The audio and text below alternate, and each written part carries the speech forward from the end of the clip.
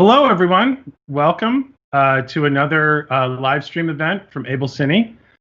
Today, we're very lucky to be joined by three industry professionals who will be talking about the Canon C300 Mark III, as well as a very interesting and timely project that they were able to use the camera for, which involves creating some equipment for our first responder healthcare workers during the coronavirus pandemic.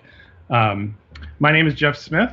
I'm joined on the AbleCine side by Mr. Alex Kurz, who will be our moderator in chief. So if people have questions that they'd like to get our guests to answer, please put them into the chat, and Alex will find appropriate moments to break into the conversation, and we'll get everyone's questions answered. We'll start off by taking a look at this piece. It's a little under 2 minutes. It's a doc, and I won't say too much more about it, other than I will quickly introduce our guests, our panelists who will be part of this conversation.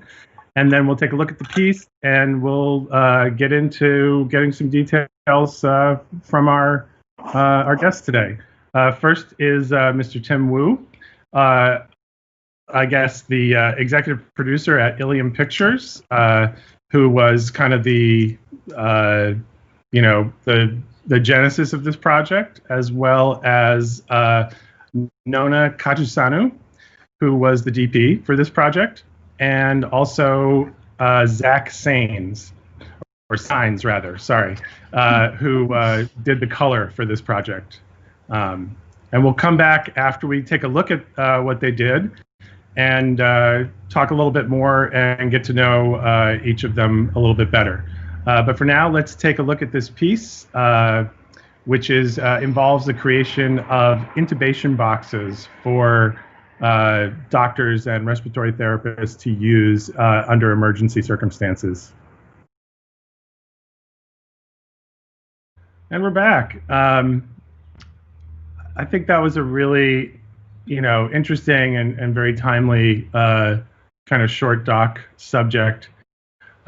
Starting with you, Tim, why don't you tell us, in addition to telling us a little bit about yourself, tell us about your company, Ilium, as well as kind of what the genesis of this project was, and then anything related to how you selected the gear that you ended up using on this project. Sure. Yeah. So I am one of the founders of Ilium Pictures. We are a production company based out of Brooklyn, New York, where we do a lot of commercials, branded content, all that fun stuff.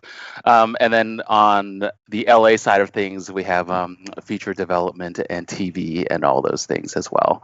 Yeah. And so this job, Claire over at Able, kind of presented us with the C300 Mark III, asked if we wanted to do some test footage for it, and we've been kind of like fans of Canon since like day one.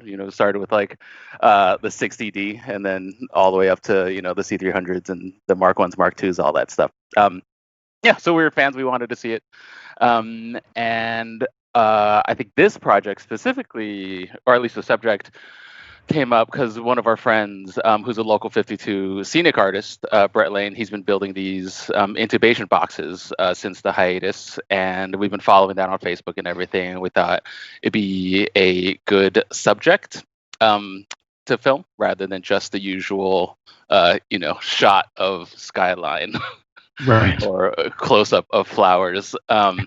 And it was something that we could do. It was something that we could do kind of remotely and safely. So Nona Katusanu, our main DP at Ilium, just kind of full solo grabbed support gear from that we have in house at our office in New York, and was able to travel up there, by following social distancing guidelines and everything. So hopefully everybody stayed safe. But yeah, I think that comes through in the piece. Any other info you want to give about yourself, Tim, or? your background or anything like that? No. So I primarily produce, so I handle all the production, especially on the commercial side at Ilium. But my background is as a DP and cam op, so I kind of came up in that world, did the union thing for a while, and then kind of shifted over to the business side of things as the company grew. I was like, oh, we need somebody to do this. All right, I will do it. I know it's been fun. Great, thank you. Moving on to Nona Kachisanu. Tell us a little bit about yourself and your work with Ilium and how you got involved in this project, if you don't mind. Yeah, so I'm a DP. I work with Ilium. That's exactly what you just said, and it's all true. I've been working with Ilium for, I think Tim and I have worked together for probably 10 years or so. I think officially I started working with Ilium around 4 or 5 years ago. And yeah, we do a lot of commercial stuff. We do a lot of branded content stuff. We have the C300 Mark I and Mark IIs at the office, so we're quite familiar with the Canon brand and with those cameras. So as soon as we read about the Mark III, we immediately, wanted to get our hands on it. And I think we even slipped that thought into our previous discussion with Abel, that if there was ever an opportunity to get our grubby little hands on it, right, we would take it, and we did. So awesome. Called Inception, no. Yeah, I mean, it's it's obviously an interesting time to do a test like this because considering the circumstances, so they weren't. Nothing is ideal right now, but I think we made the most of the situation, and everything was super safe.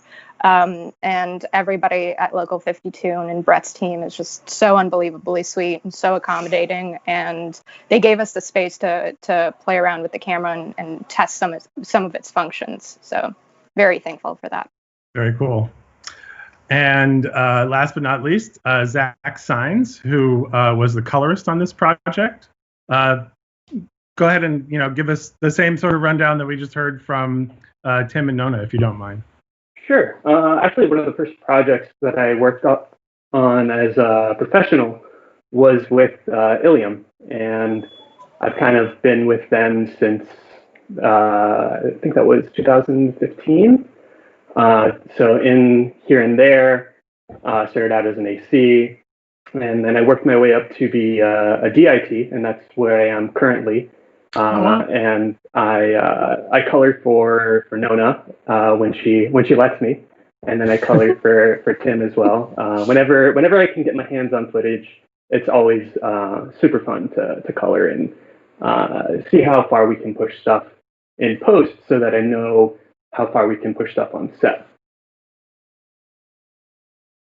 That is extremely well said, and I think it's great that you bring the perspective of a DIT as well to your color work, and we'll dive down into some of the details about what it was like working with files from a brand new camera and get your perspective on that.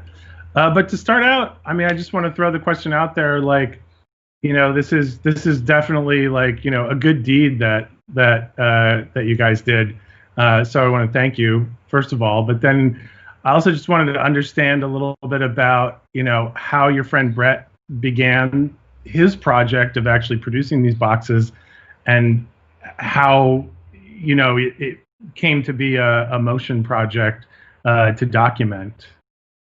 Sure. He can probably explain it better than I. I think actually on their GoFundMe, I believe if you just search making intubation boxes for healthcare workers, and then GoFundMe, you should be able to find it. I believe there's also a link in the YouTube right now. But he's kind of had the whole history of this project and what they've been doing. But yeah, we all thought it was a great cause because, as you all know, the film and TV industry has been kind of just on a hiatus. And they had these workshops just kind of lying dormant. And he figured he should do something with them. We were like, Right. Now, are these workshops that are managed by Local 52, or is this his own space? Or it's a very cool studio. Where is it located? It's in Astoria, in Queens. Gotcha. Yeah, and I believe it's the local 52 training facility, right, Nona? It is, yeah. That's that intro shot. You see the entire big hall. Right. Very cool. So what was it like? It sounds like, maybe you didn't have, Nona, this is probably a question for you, as it looked like you were the DP, the operator, the gaffer, the grip, kind of everything, swing. So what was it like when you got into this space and evaluated the light that was available and decided on, some camera settings and stuff like that? I mean, this was a true test of the guerrilla style functionality of the camera because I was going to a space that I had never seen before. I had, besides I'd seen some photographs, there was one other news short doc that had been done on this project. So I watched that, and I of course spoke to Brett beforehand. So I had an idea of what was happening in there. But certainly not to the extent that I would ordinarily be able to go in and scout and have a full crew.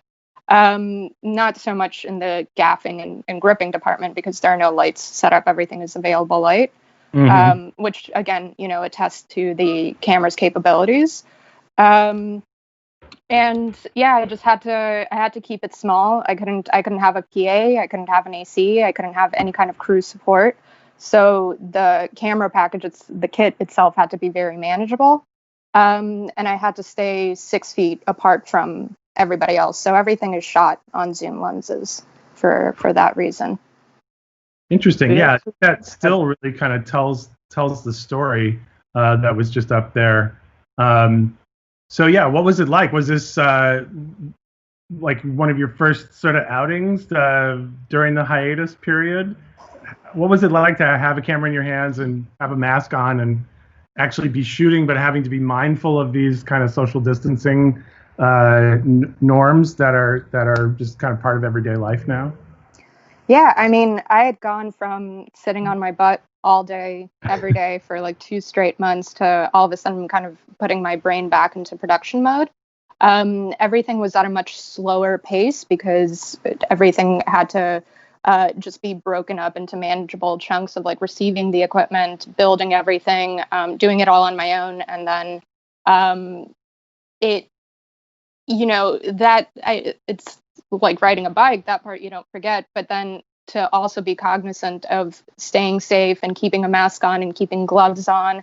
And even something as banal as having lunch with the rest of the crew, it's all of a sudden you're now 6-7 feet apart and you're yelling through masks at everybody else. So there's definitely a switch, and it didn't get comfortable by any means. And when you're focused so much on what you're shooting, you kind of forget about the masks and the glove. But then there are certain moments where you just want to yank it off, or it gets in the way of everything is operated handheld. So it's there are inconveniences. I would have to take the gloves off to push buttons and whatever when they were getting in the way. So not ideal, but necessary, and a little hint into what the future might look like for sure. Right. And I noticed you built the camera into a shoulder rig and operated it from the shoulder. Was that pretty much the whole shoot? That was the whole thing. Yeah. I just didn't want to schlep a tripod. I had the maximum amount of cases that I felt comfortable carrying on my own. And, I'm very comfortable doing handheld. It's a pretty light build. We used all of our accessories from Ilium, so I was familiar with all of the accessories, and yeah, it was something that I routinely do for other projects. So right, and so your kind of go-to shoulder rig, which looked like a shape, ratcheted rosette dog bone, and a shoulder pad just went right on the exactly. 3, kind of the same way it went on to the earlier Cinema EOS cameras. Yep, to the Mark the Mark II and the Mark I that we use. Yeah. Right. So no real learning curve from an operating standpoint. It sounds like Just No, I think that what the small changes that they've made that made a huge difference was being able to finally having an S and F button on the ops side to be able to like toggle the slow-mo on and off. To be able to toggle the log on and off was super handy. So small changes like that made a big difference, actually. It was quite nice. It's nice to not have to like fuss with the menu settings and go all the way in to change these things, and to be able to just do it really rapidly. right, like with the extensive, like kind of assignable button features Yeah. and functionality, you can kind of customize those 2 or 3 columns of buttons on the operator side to be pretty much whatever you want. Exactly. I know when I had the camera briefly to work with, I saw that they put false color in. Not to take anything away from the excellent waveform monitor that Canon's had in the Cinema EOS cameras, since the very beginning. But I changed the WFM button to be false color, so I very quickly popped that on, and that was just like, I've been waiting finally, for a long Yeah. time, and it's finally here. So that's interesting. What lenses or lens did you end up going with? So we were pretty much limited to what we had at the office, and I shot mostly on a 24-105 and a 70-200 Canon zoom lenses, and we had a few. I think I used the 35mm prime, the L series lens, for a few shots. I think maybe the establishing shot and maybe 1 or 2 of the portraits. But again, it was just a keeping my distance thing, because if I wanted to get any of those pretty close-ups, those were all done with the 70-200, so that I could be at a safe distance from the crew. Makes sense. And some of those lenses have image stabilization built in, others don't. But the camera does have that new kind of built-in electronic stabilization, or I guess a software-based stabilization that runs in the camera. Were you able to play with that at all? To be honest, no. It was, it was such a short shoot, and it was kind of a scramble to make sure I was getting everything that Tim and I had talked about getting. I'm actually not entirely sure if that's something that happens automatically or it's something that has to be switched on. But from looking at the footage, the fact that I'm shooting on a very long lens, and everything looks really smooth. It looks great. Yeah, really. I think it really kind of continues. It's like exactly what you expect to see from Canon, but kind of just with an extra little layer of polish, as you'd expect, because they always, manage to innovate from cycle to cycle. What, in terms of monitoring or watching playback, did you have a monitor on set, or were you just kind of monitoring through the LCD and watching? No, just the LCD monitor, which is a huge improvement from their previous monitors. But I was missing the top control panel, which is kind of a shame that they no longer have, because I found toggling through playback to be a little bit more cumbersome. It was just nice to have a separate control panel for that and have that immediacy. So that traditional sort of clamshell assembly that would ride on top of the camera, typically on the C300 Mark 1 and 2. We actually have a wonderful question from the web here about that specifically. You mentioned briefly that in the office you've used the C100 as well as the C200 and also the C300 and the Mark II. How would you say the Mark III now compares to the Mark II in depth a little bit more? And also, how did the look compare? Do you see a difference? Yeah, so I think that the difference is visible. I think immediately my reaction was just how natural the skin tones looked. I mean, the obvious differences are like you could shoot 120 frames per second at 4K, and we've all kind of been waiting for that in such an affordable package, because it gives you so many more options for dock shooting, so many more options for one-man band shooting. It's really lovely. But the immediate reaction that I had to the sensor is just how beautiful the skin tones were. And that was with, and Zach can talk about this more. That was with very little adjustment from his side.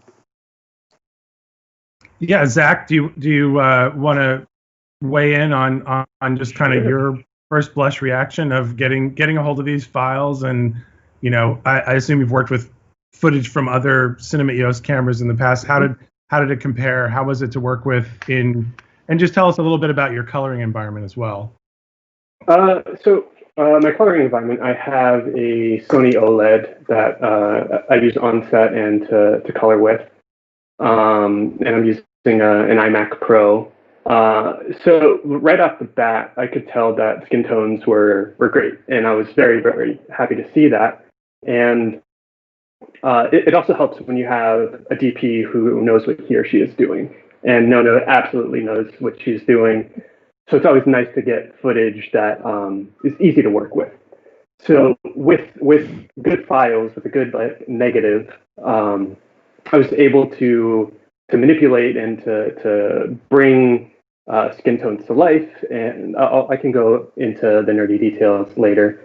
But yeah, I found the noise structure like a very pleasing, almost grain, like a film grain, similar to other cameras that are used.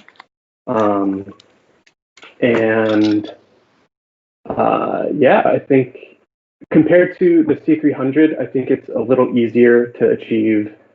Mark II, it's a little easier to achieve very, very nice skin tones. Great. So it's fair to say it continues the tradition of the famous Canon skin tones that we're all, very familiar with at this point, and kind of rely on in some sense when we're working with these cameras. Is that fair to say, everybody? Absolutely. For sure. Yeah, does what it says on the box, right? What kind of file specs were you working with? I assume you were shot in log, or did you shoot in Cinema Raw Light? Can we talk about that a little bit?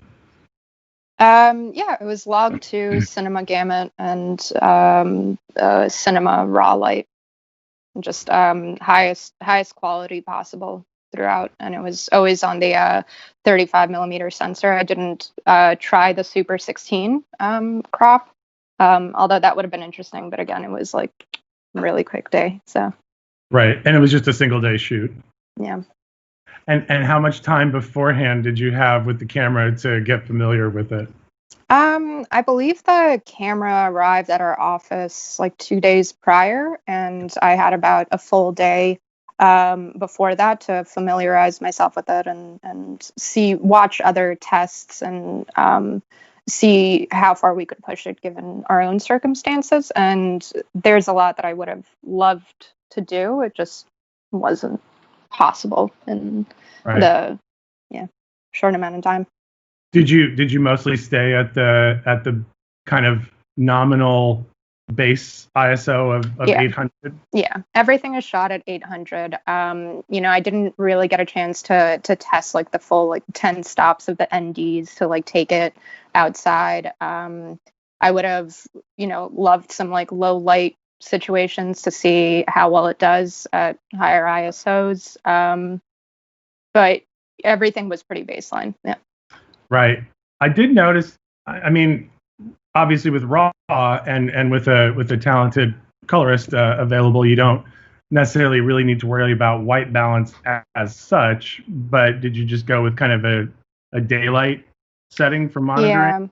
Yeah. So the workspace had it's lit with fluorescence, but it had these giant skylights, and because we shot at around noon, it was just direct overhead diffused Nice. natural daylight, which was absolutely perfect, and why it looks so clean and it looks so nice, and it doesn't seem like there are any big green spikes because of the fluorescence. There were definitely, the skylights were overpowering the fluorescence. So I was going to say it's to handle the mixed lighting really well. Yeah, for sure. I just got lucky. I mean, it was that I got lucky with the space. I got lucky with the space, with the weather. I can't take credit for that at all. So don't control the weather yet. Soon. Right, but just to point out that there were no, it's not like you flew a big 20 by silk Yeah. under the skylights to like make the source even bigger or anything like that. It's all just available light working with what the space presented you with. Exactly. And I mean, I asked if when we were doing the portraits, it was just a matter of blocking and trying to find everybody's best light, get a nice like hair light for some of them, but all about positioning. I definitely didn't, I couldn't involve myself too much in the actual lighting. Right. And did you find, did you use like the built-in lookup table when you were shooting in Cinema Raw Light, or did you make a custom LUT, which is one of the new features of the camera? Yeah. Just to mention that you can now, again, in addition to things like 4K 120 without a crop and false color and all these other sort of like grown-up cinema camera features,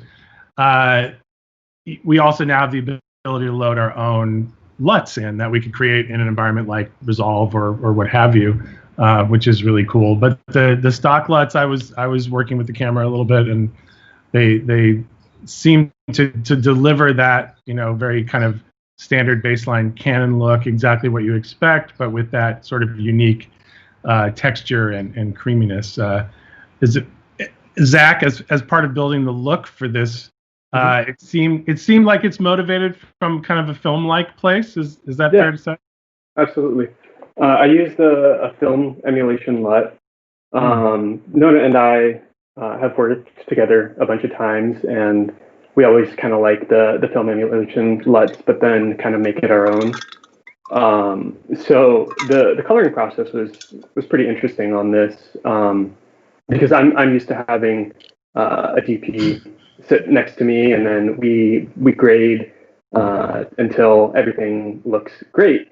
But for this, we kind of had to do some remote grading.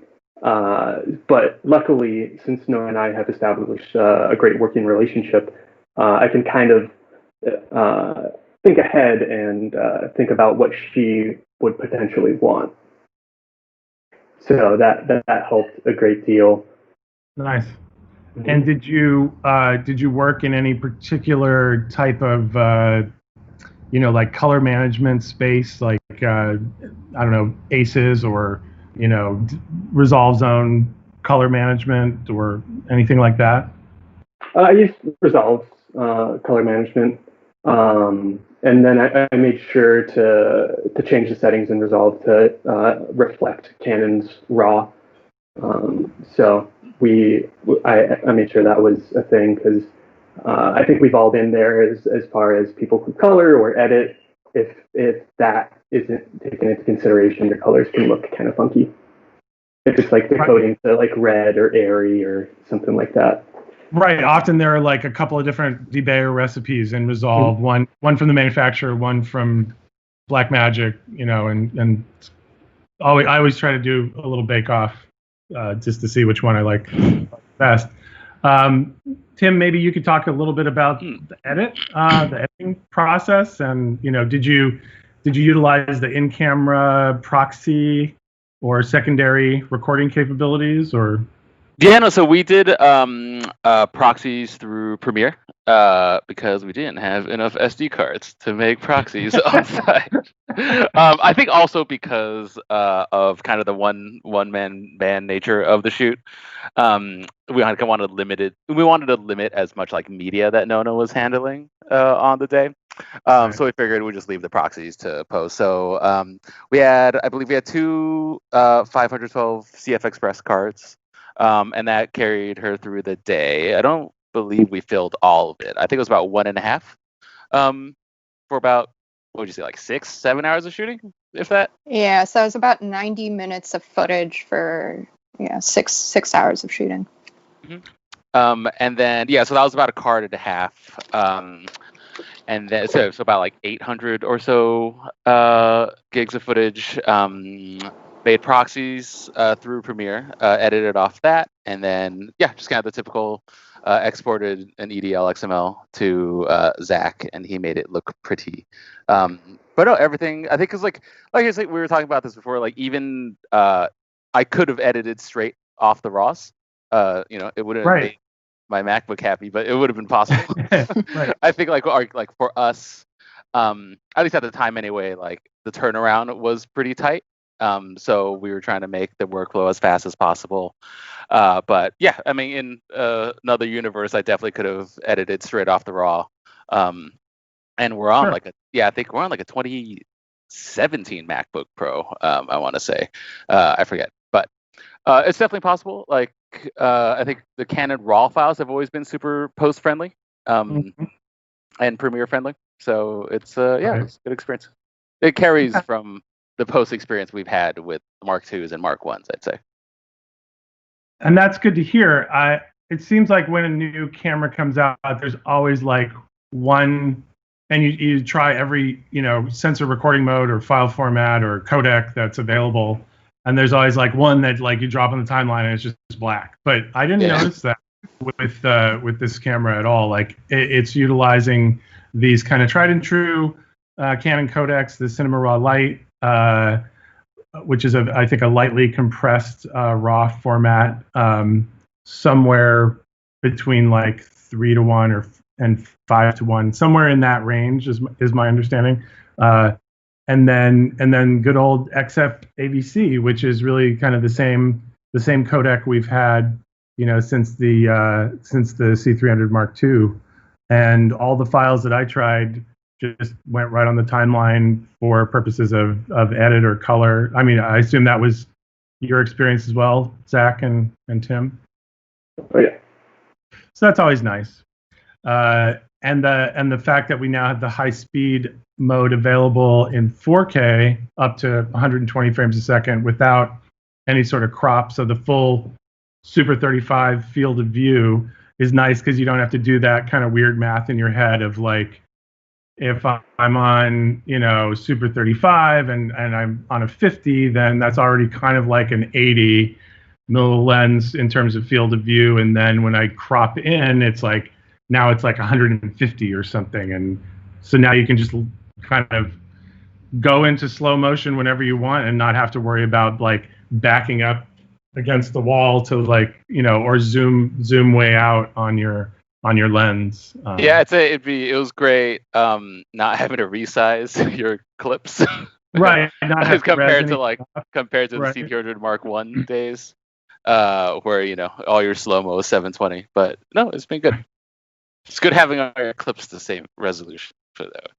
Nice. And I know we talked about the shoulder mount gear just kind of slotting right into the new camera. But did you find any kind of major differences, Nona, in terms of the handling or the kind of behavior of the camera on your shoulder? I feel like this camera, due to the sort of more kind of compact and cube-like construction of it, I think it has the potential to go on the shoulder quite a bit better than some of the earlier Cinema EOS cameras. I was wondering if you found that as well.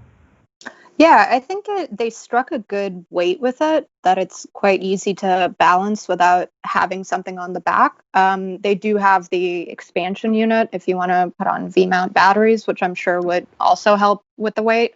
Right. But even on its own, because I just had the rods, the shoulder pad and the handles. So even just by itself, it felt like it sat so much better on my shoulder because it is a bit heftier than the previous models. So that's quite nice. Nice. Yeah, it feels denser. I don't know if that's It's a actually a thing, but hefty black box. It just feels solid. Like you could chuck it through a wall kind of a thing and it still work. But no, it's nice. I think I love the monitor. Yeah.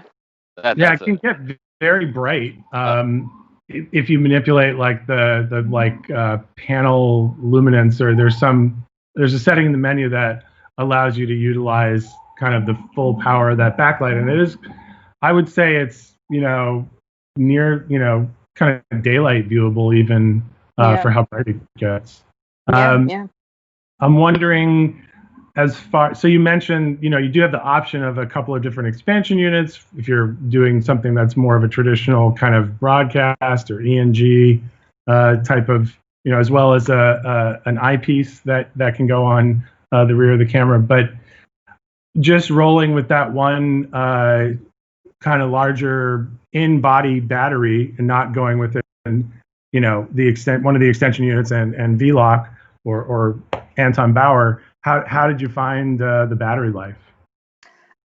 It's definitely, so we were given a single BP battery from Able, and then we have a ton at Ilium, so we used our own as well.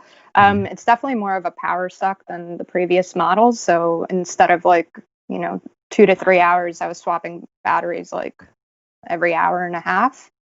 And they just, maybe that's all. But the one we got from Able was brand new. So I can't even say that it's because our batteries are older and they're not even that old.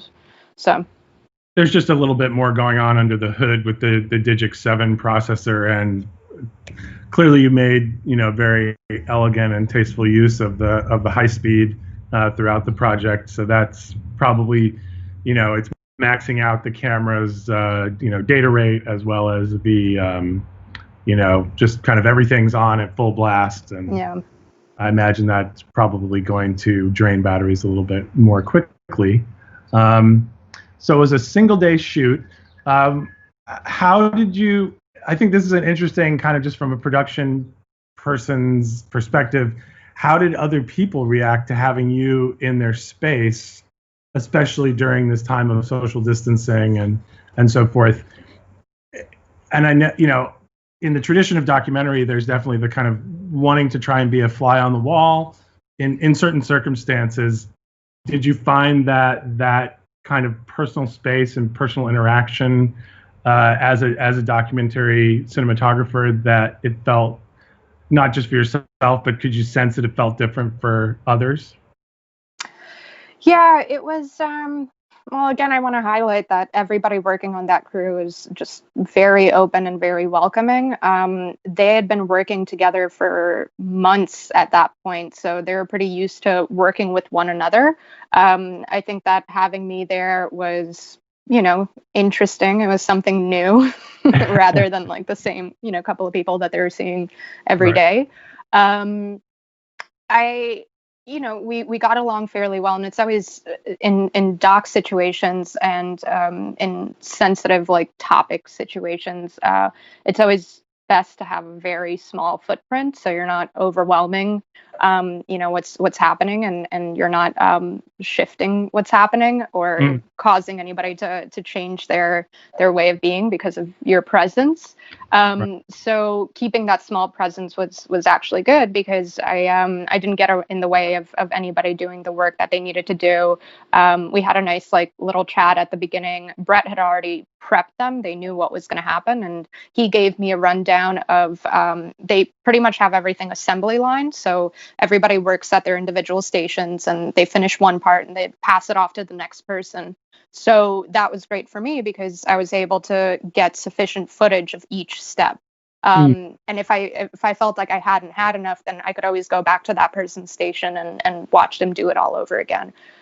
So in that sense, it was actually the ideal conditions for doing a how-to video or tutorial video, because I was seeing the process again and again and again, for hours that day. So that's great. So one of the other big kind of headline features of this camera is a kind of completely new technology for Canon, was something they're calling dual gain output, or DGO, which allows the camera to merge exposure information at the instant of, apologies for the noise outside.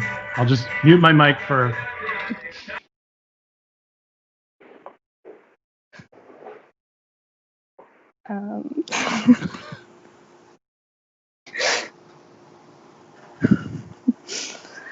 The pleasures of working remotely. I'm just worried about the rights clearance of whatever song is playing out the window. Oh, true. I don't want our YouTube channel to get. So I'm just going to mute myself again. Apologies, everybody. I guess you could show the side by side in the meantime, or that's a great idea. Why don't we look at the side by side? We have stuff for you. You guys. We got stuff. Yeah. Look at this Fill stuff up space. in the meantime. We could do questions while the side by side's going. Unless Zach, you Yeah, want how to about narrate. that?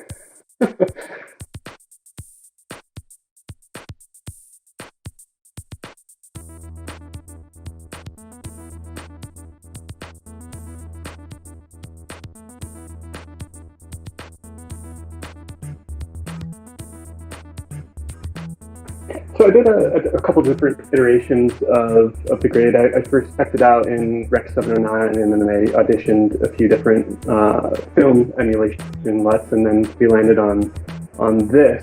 And then I took it a couple steps further. On set, I usually do like a best light and make sure all the clips match, and like it just is very cohesive. So I took it like a step further than a best light because of the time constraints that we had to wrap this thing up.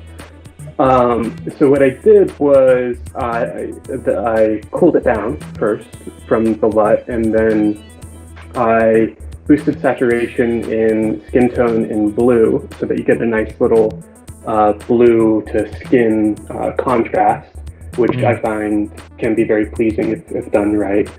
And then I also threw on a 35 millimeter film grain. There's a bunch of different options for film grain and Resolve if you have the professional version. And that's kind of the process there that we all used. So yeah. Yeah, and would you describe the process of working with these files versus other projects you've done Sure. for Ilium that are shot on Cinema EOS cameras? Was there anything new or different? I mean, I find the great merciful thing about Canon is that they, from a camera operator's point of view, they don't change the physical ergonomics of the camera in terms of where familiar buttons are placed or kind of the basic menu structure that much from camera to camera. And it's something I'm very thankful for, because I can, if all I have is a day or so, like Nona was saying, to prep, it's kind of a camera you already know how to use. And I'm just wondering if that translated into the edit and color environments as well for Tim and Zach. Yeah, absolutely. It was very, very easy to work with. The EDL XML into Resolve worked flawlessly, so there were no hiccups there, which there can be issues with a relink, but there were none. So that was great. So like my initial reaction was like, wow, this is so easy. And I love that a new camera is so easy to work with, and I think Canon really nailed that. And then even if you just take the log and just like put a little contrast and saturation to get a nice image, all you have to do is minus some green, and boom, it looks fantastic.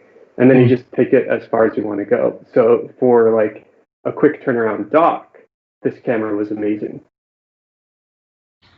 That's good to hear. That's good news. And then did you end up doing a full round trip? Did you finish out of Resolve, or did you go back into Premiere eventually with the graded clips? So we did do a full trip. I sent Tim the graded footage, and then he relinked it on his side, and I feel like that process was fairly easy, right, Tim? Yeah, sure. That was great. No, just drag and drop. It was great. Yeah, super easy. So I think for dock situations, Canon has always nailed it, and they're setting the bar a little bit higher with this camera. Right, and the picture quality is definitely there, to match for sure. Did you? So when you rendered the clips out, did you just sort of render the timeline ranges with a little bit of handle on either side, and then those colored clips were what were relinked in Premiere? Yeah. So I exported exactly what was given to me, and we had no issues there. and we had to do this remotely, so there were no like hard drive pass offs because Right. we wanted to maintain safety as much as possible. So thank God for fast internet, and we were able Right. to achieve this. And I think that like just goes to show that like we are able still to produce content within the constraints of the coronavirus. Yeah, I think it's as far as remote production, really just like I think that this sort of could serve as a template for others of these like kind of smaller, shorter subjects that people might want to go out and obviously always in a safe way, maintaining social distancing and other protocols. Can look at this and be hopefully a little bit inspired. It's an inspiring subject as well as just I think a really solid example of what the camera is capable of, obviously in the hands of a talented and experienced professional like Nona and the whole crew here. Let's see. Are there Alex? Are there questions coming through in the chat or on YouTube that we could address? Yes, I have a couple odd ones. You guys have been talking phenomenally in regards to the question. You've been covering about 80% on your own already. So I've been quite silent, but I have a couple pointers here for specific things you guys talked about. Why don't we start with this? Nona, you mentioned that the place, the location you shot at had these beautiful skylights, but otherwise was lit by fluorescence. Did you notice any issues with these fluorescents, or were they completely drowned out by the skylights? They seem to be entirely drawn out by the skylights, and even when I would move into areas of the workshop that weren't directly underneath the skylights, it was just so sunny that day, and I shot from 11 a.m. to around 2 or 3 p.m. So again, I got lucky. Just a lot of really, overhead diffused light because the glass they had frosted glass on those skylights. So I just got exceedingly lucky. And I didn't notice a green spike or a shift while I was shooting. Nice. One other one that we got here is a bit more practical, talking about the handheld configurations of this new camera, specifically with the C200. The Mark II in mind, the C300 Mark II. Are there any improvements in the positioning possibilities for the LCD, specifically for a handheld use? Yeah, the LCD monitor is just infinitely better quality-wise. I find that the menu is a little bit.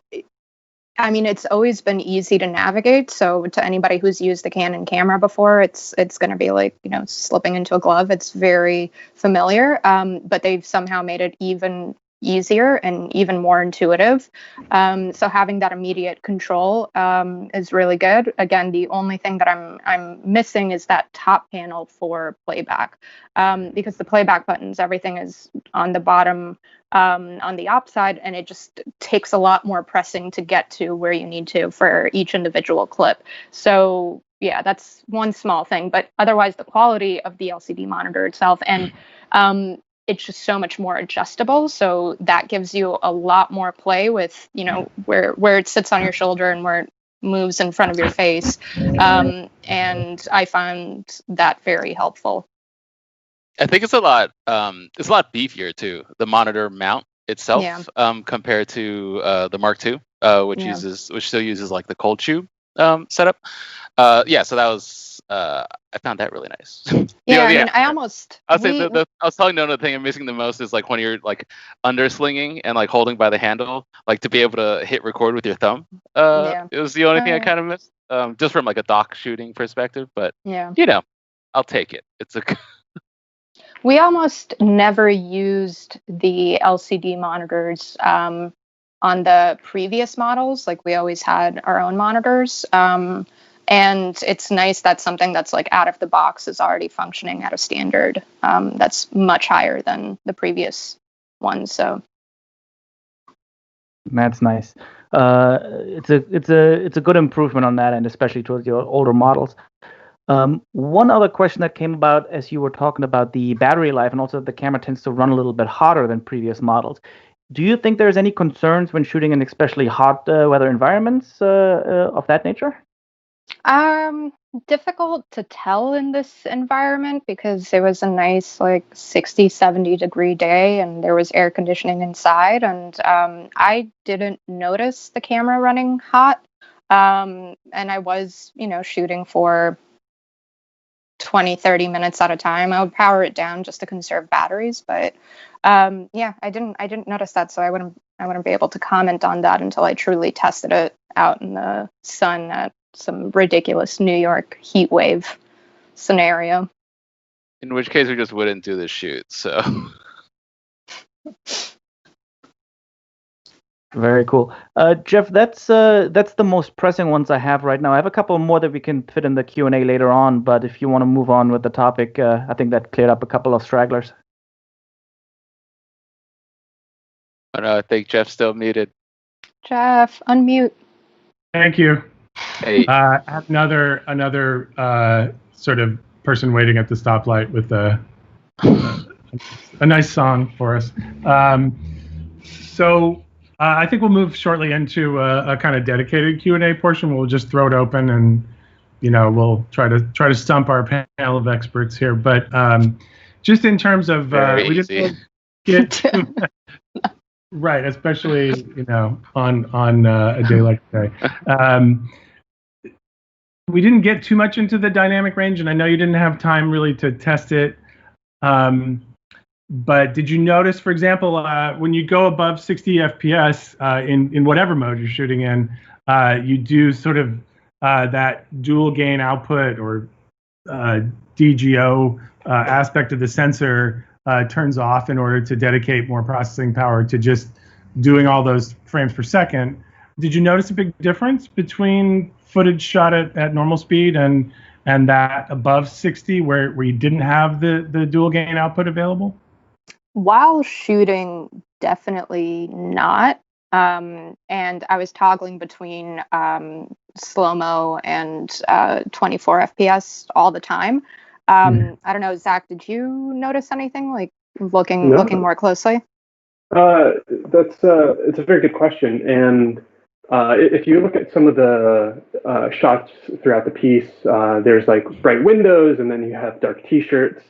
And I didn't notice any like unsavory, like out of the norm clipping on either the highs or the lows, and the highs had a very nice roll off. So I think I think it looked great. I think the camera was able to handle a dock scenario very well. And then if you took it a step further and had full control of the set, like, it would be an absolute contender. That's a great observation. So you see this as sort of along the lines of an A camera, based on your evaluation, Zach, as a DIT and a color. It could definitely be an A camera. Now I don't know like the camera body itself, so I don't know what it is like for an operator, but from just getting the footage, it looks fantastic.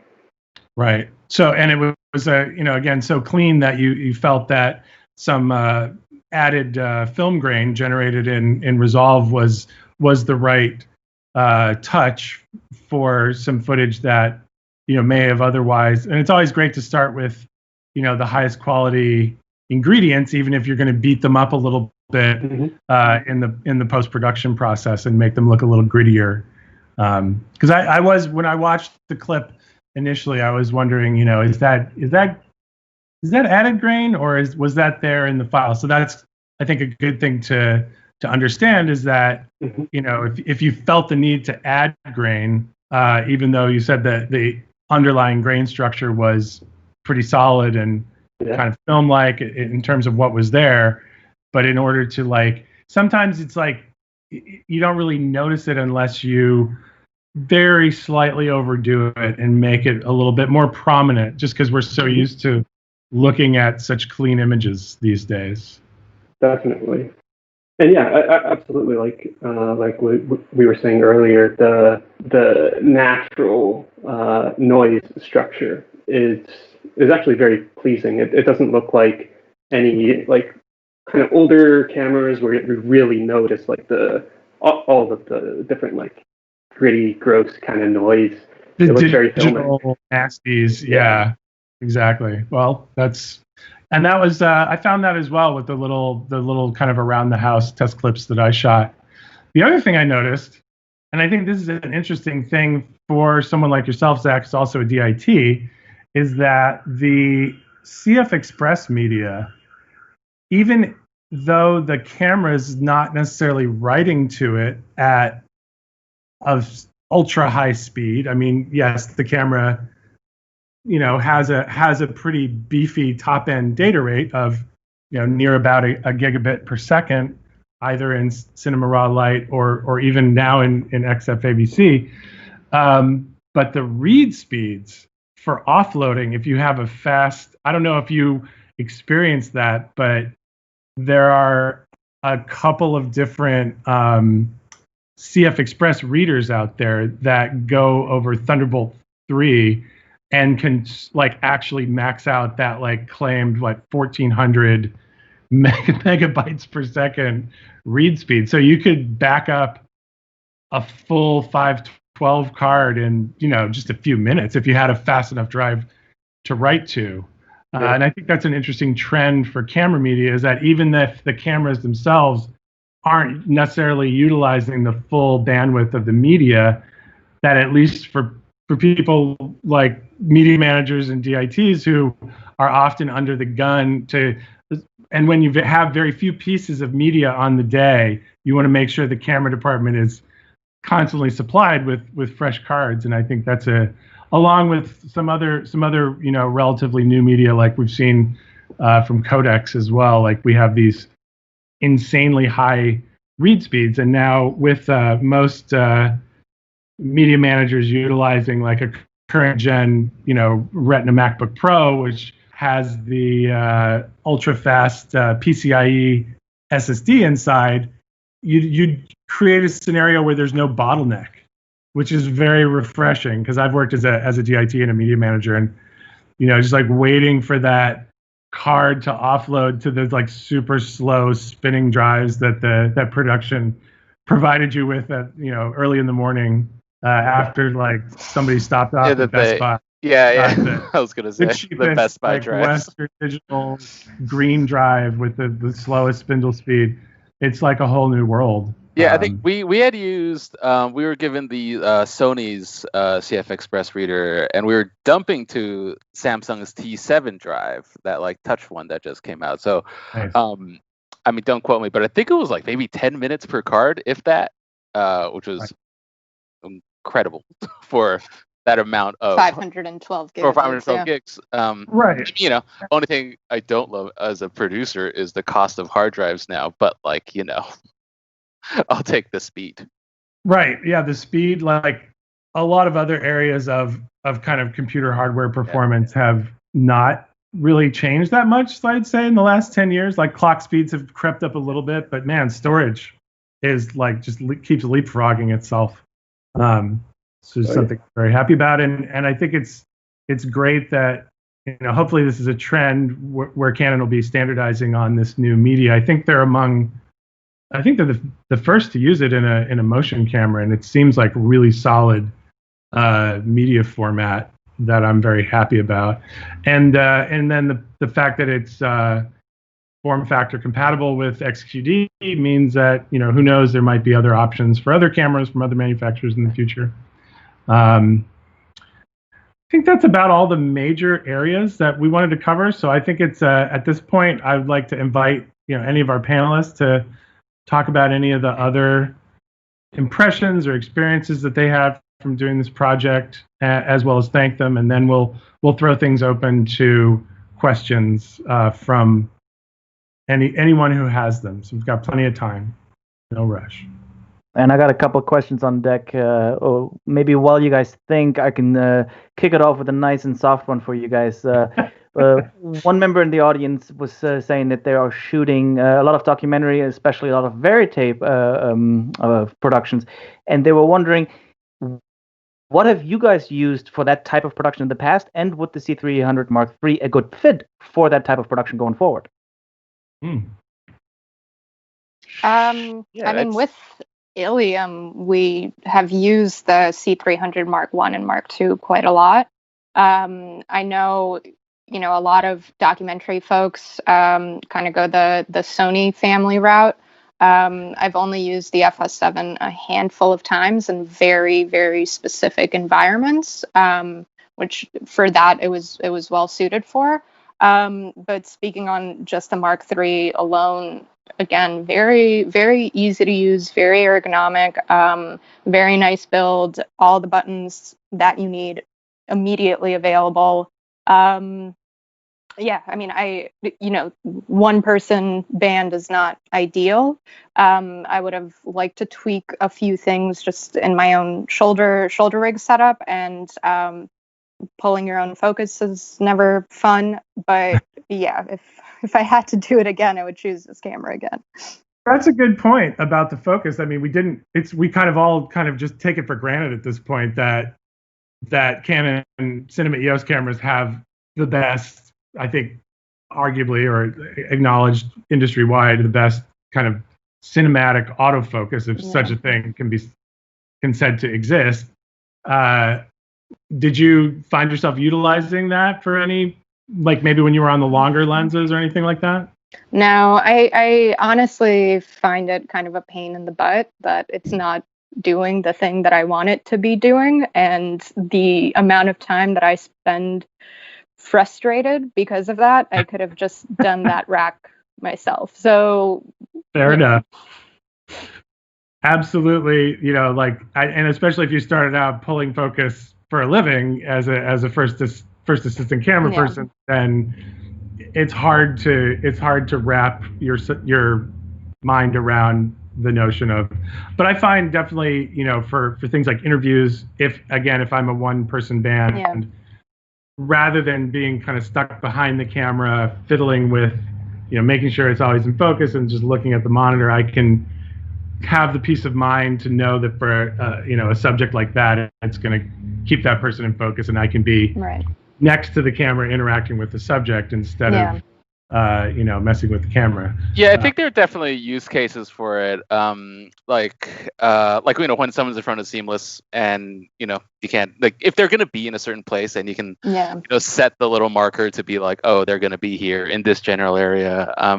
I think because of our time constraint, and also like with the titles, we wanted like a lot of negative space with certain shots, and so it's like a certain more artsy framing will confuse the autofocus sometimes, but Yeah, that's a good point. Sometimes, if you're doing like Mr. Robot, like cavernous amounts of headroom, it can not, even though you can move the box around and it has a very wide area that you can address by default, it's not necessarily going to look in the right place. But for verite stuff, when you're changing it up every couple of minutes and you're just kind of trying to find the groove, and you want very, very little resetting as possible. So I just choose not to. And I know any other burning questions coming in, Alex? Otherwise, we still have a few. One thing that might be a little bit tricky to answer, depending on the exposure that everybody got. A number of questions have asked if you have any means to compare the Mark III to the C500 Mark II or the FX9, as all being the newer kits on the block in the same type of price point, more or less. So the question really was, like, what choice should one take if they have the means to? Yeah, I think I think it just did. Yeah, that was an FX9. I think it just did a job with an FX9. I think it's a form factor thing, I think like it's different flavors, it's kind of like goes back to like the old, like, oh, what film stock do you like? They all have their own unique quirks and personalities and blah blah blah. Like I think like we've always been primarily Canon, kind of like grandfathered into it, so to speak, just because like one generation's accessories carries on to the next, and like with us, it's like we have a bunch of C300 Mark II batteries, and like those carry forward onto our C500 or our future C500. But yeah, so it's like once you're kind of in that ecosystem, and like what Nono was saying with familiarity with menus and stuff like that, and like if you need kits and expanding to like B cams and C cams, like we've had our C300 Mark 1s be B cams for our Mark 2s, and so on and so forth. And those profiles, like I've worked with Zach to create profiles to match those when we need to. As far as the Sonys go, though, it's like we're just never that much into that ecosystem, but it does have a different form factor. From what I remember, it's the Sony is longer.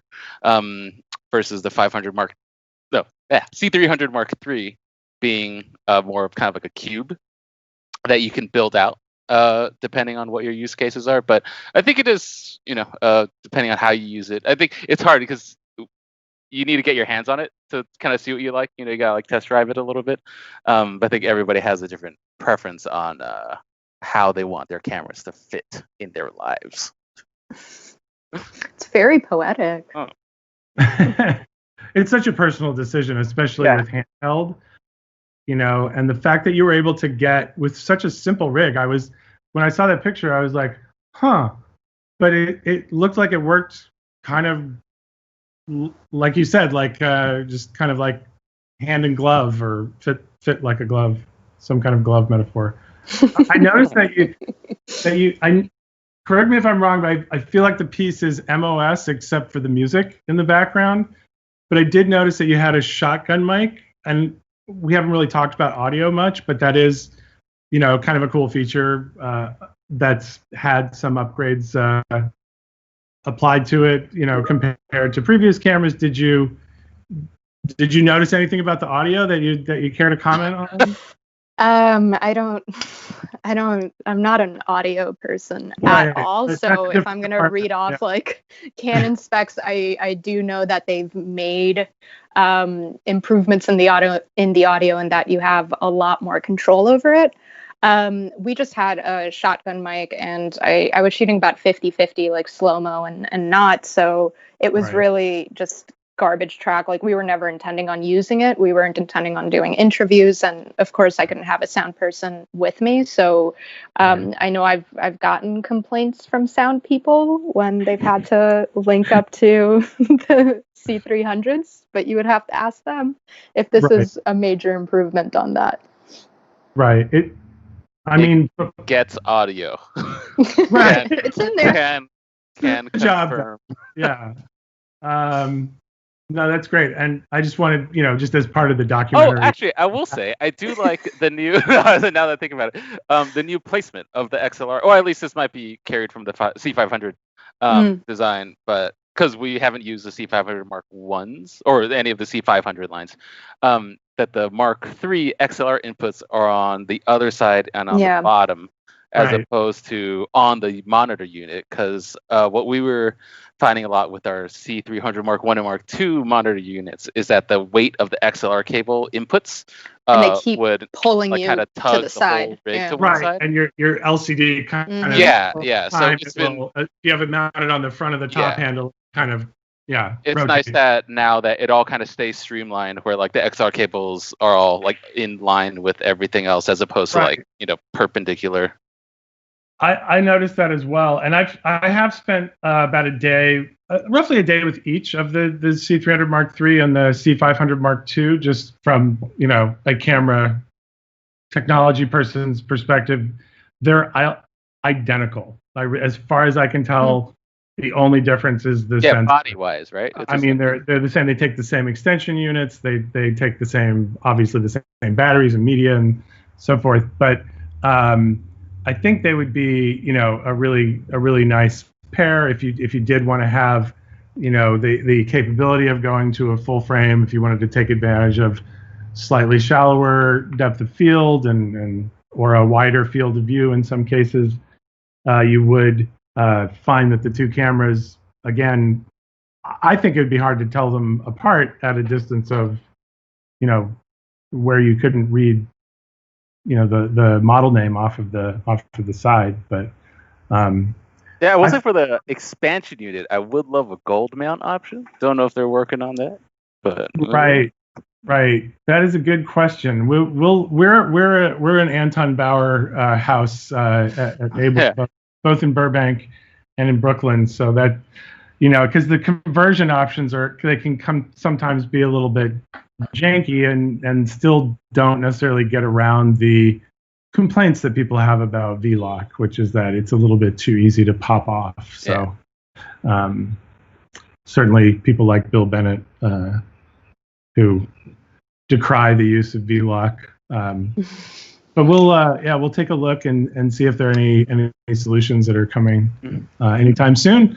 Alex, if you have a couple more questions, Sure. we'd love to hear them. Yeah, I got you. Well, this one is probably mostly for for Zach here.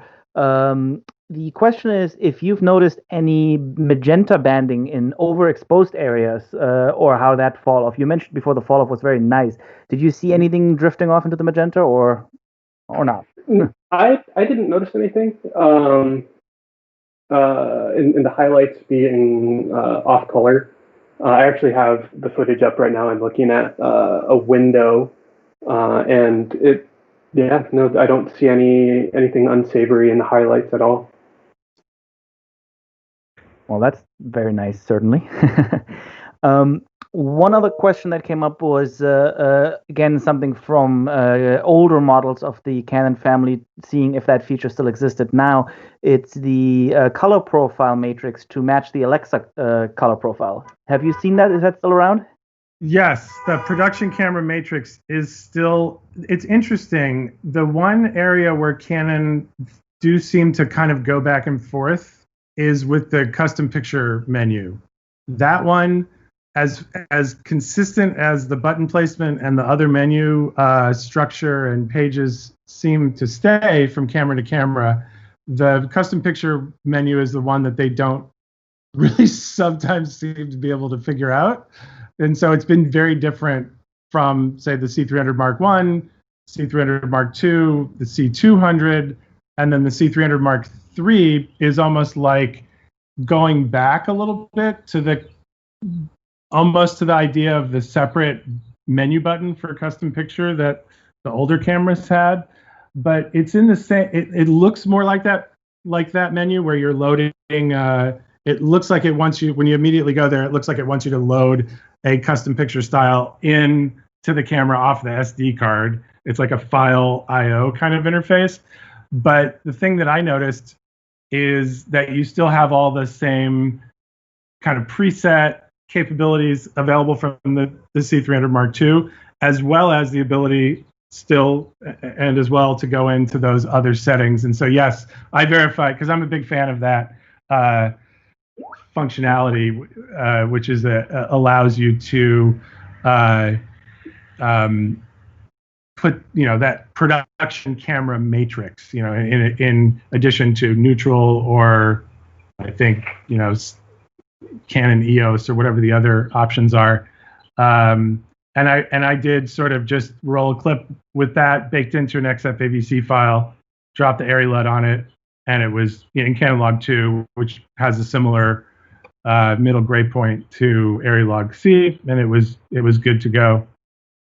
And I can echo something very similar to that. I tried out a couple different ARRILUTs, and they fit in very, very nicely.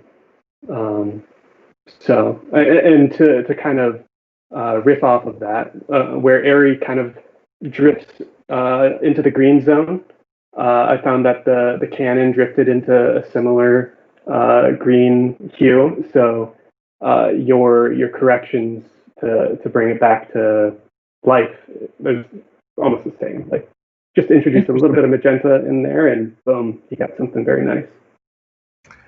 Interesting. So you would say, like, in addition to it being able to stand as like an A camera on its own, it would also be a pretty good companion for some Alexa-based sensor camera? I would love to say that. I think further testing would be ideal to really figure that out. But just like the initial, like, oh, this is kind of green to start off with. I work with ARRI all the time. I know exactly what to do with this. and boom, it was very, very easy to manipulate into a nice looking image. Great. Well, I think we have one question remaining from the chat. So, Alex, if you want to go ahead and throw that one out to the group, that might take us up to the end of our time here. We'll see. Yeah, I got one. It's a nice one to close it all out. It's a little bit less camera specific, but the question is more generally speaking about how you guys, Ilium, and as well individually, how you guys approach a production to establish the look and the feel and the needed tools before you even show up on set. Like, what is that pre-production process for you guys like?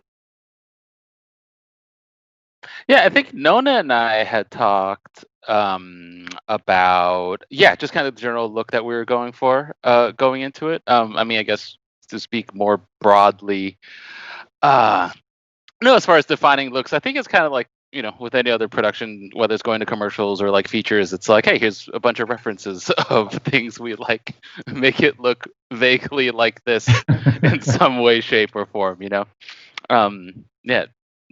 And we've had very similar shorthand as far as look and feel for like the projects that we've like always worked on in the past. So there wasn't a ton of explaining that needed to happen.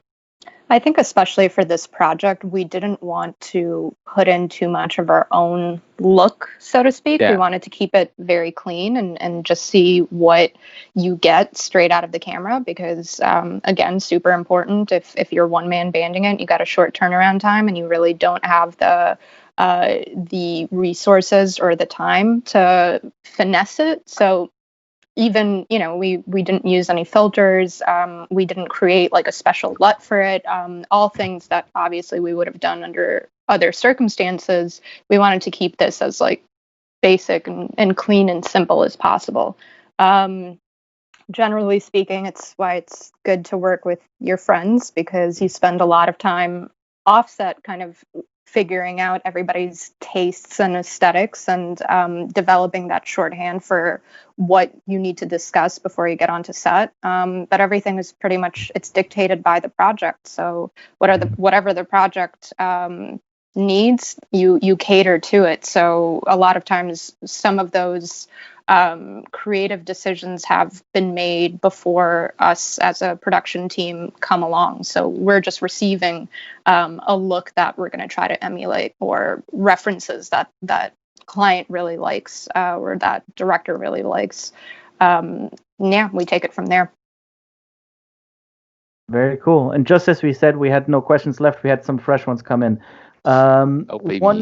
One is a bit more of an opinion question here for the room. I know in the marketplace right now in cinema cameras, there's a big trend to go full frame, and there's still a remnant of Super 35, and it's a bit back and forth. Obviously, with this camera being a Super 35 camera, did you feel any limitations in that regard in terms of depth of field, field of vision, low light of that, or is that something that you're quite comfortable with still? I'm quite comfortable with it still, and not having had the chance to play around with the C500, I think like if I saw those two cameras in the same environments, and if I were able to kind of see them side by side, maybe that would be another interesting test. But in the moment, I definitely didn't miss it, and I was very happy with it. Plus, you can put a 17-120 on this camera without any compromise whatsoever. Yeah. So that's and it also has interchangeable, truly user interchangeable lens mounts. Exactly. And so if you have a library of Super 35 glass, older Cooks or things that might have smaller image circles, it's a natural fit. And the Super 16 too. If you have any vintage glass, it's right. Bust out those like Super 16 super speeds. I bet that would look amazing on that camera, honestly. I'll say I'd also rather more Super 35 footage that's in focus than out of focus full frame footage. Right. So especially if you're doing from the post side of things. Yeah, exactly. Yeah. Right on. Very cool. And Zach, we got one fresh one for you that just came in as Sure. well. Since you guys at Ilium have done lots of work on the older Canon models, When you loaded up the C300 Mark III footage, did you notice an uptick in quality right off the bat? Did you see it right away, or did it take some time to play around with? That's a good question. The footage looked pretty great straight off the just initial upload. And then since it's a new camera, I wanted to see just on the first couple clips, like how far I could push it, how far I could pull it, and where things would land. And you have to push it pretty far even with like well-exposed footage, you have to push it pretty far to get anything grimy, or notice any like banding or unsavory noise. So I did dive into it a little bit, and with the raw light, it's pretty nice. I think it's nice for this short form documentary, and if the budget can serve it, I think why not? Like, absolutely go for the raw light. It'll make your lives a lot easier in post. Right. And the fact that we have these nice big cards available, which in sort of the CFast 2.0 era, I always felt like we were challenged by, there were maybe one or two 512 cards out there that were compatible enough with everything that you could just buy them, like the SanDisks or the Angelbirds. But with this CF Express media, I feel like all it's like kind of the best of both worlds. It's everything about kind of almost everything that CFast 2.0 was supposed to be. CF Express actually is that. And I was just going to do a really quick calculation using my favorite app, cameras plus sign formats, which I don't believe has the C300 Mark III in it yet, but the data rate for Super 35 Cinema Raw Light should be the same. So if we look at something like, say, the C200, we can see about how long we can get on one of these new 512 cards. Let's see. And you were primarily shooting at 2398, Nona? Was that Yes. like the Yeah. project time base? So 3 minutes. basically, it's just about an hour Yeah. per 512 card, 64 which minutes. Yeah. which is great. I mean, that's like for doc, that's kind of a godsend, where we were always running up. Like a 128 would maybe get you like maybe about as much as a 400-foot mag back in the film days, but now it seems like you can just kind of, you're not hamstrung by media anxiety as much. So I think that's a cool thing. Any other closing thoughts or any last minute questions that have come in? One last minute question, specifically asking about the autofocus feature and which Canon lenses will be compatible with that. I know that Nona was not using the autofocus. I tried it with, I have a pretty good size, not every Canon EF lens, but a number of them, and many that utilize different motor types. Like I have those two pancakes, like the 24, which is an APS-C lens, and the 40, which I love, which both use an STM motor versus the USM type that typically the L series glass will use, although that's beginning to change, I think. And I just noticed no issues. I have an EOS R with dual pixel autofocus, and I just all the lenses that I normally use on that camera, I tried. I have a variety of 50 millimeter lenses, an 85, a couple of zooms, and they all just performed exactly how I always expected. I would say the focus acquisition in poor light I found to be a little bit better than what I'm used to. I found that if a contrast was low, or if with the C300 Mark II that it could sometimes struggle to find focus or get into a situation where it was breathing and coming off of your subject. But I found, no issues and very snappy performance on the 300 Mark III. But again, I didn't try every lens out there. But I would imagine that certainly any EF lens would work without issue. Third-party brands that utilize the Canon EF mount that have autofocus lenses or autofocus motors in them, your mileage may vary, but in general, it seemed like a very standard EF mount that we're all very used to.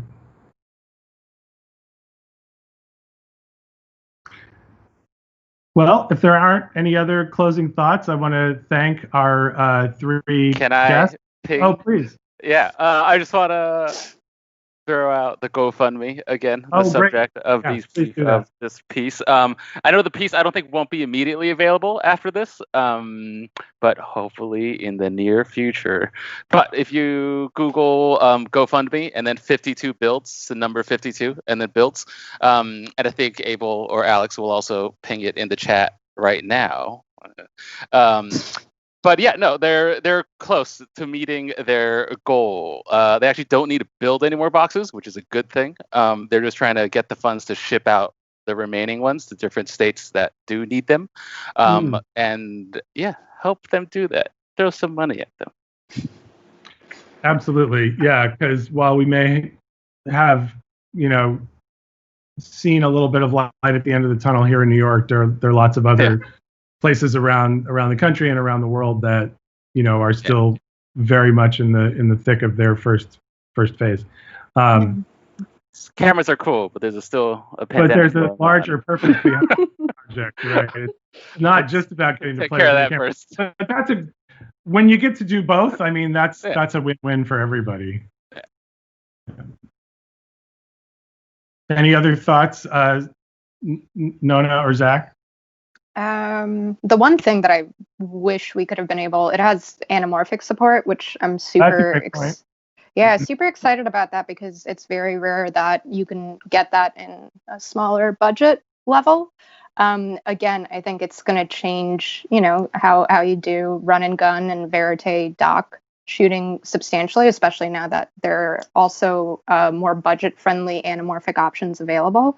But yeah, I don't know if I would have been. It was just super like quick notice, and everything was very fast paced. So I'm happy we got to do what we did. But going forward, that's definitely something that I want to try. Awesome. Yeah, I mean, just the price point is great too, I think. Yes. Definitely. And I would just like to reiterate that, I know that some film productions are starting up currently.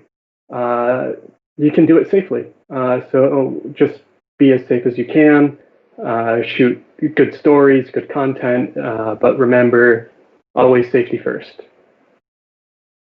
And I can't think of a better note to end on. I want to thank our guests, our panelists, Tim Wu, Nona Kachusanu, and Zach Saenz, all from Ilium Pictures. Really appreciate everyone staying with us for this in-the-field look at the C300 Mark III from Canon. And thank you very much. And I look forward to the next live stream event, and hopefully we can all meet in the real world and have a beer or a cup of coffee at some point. So thank you very much, everybody. Thank you. Thank you. And thanks everybody for joining us on the live stream. That's it for now. Take care. Be safe.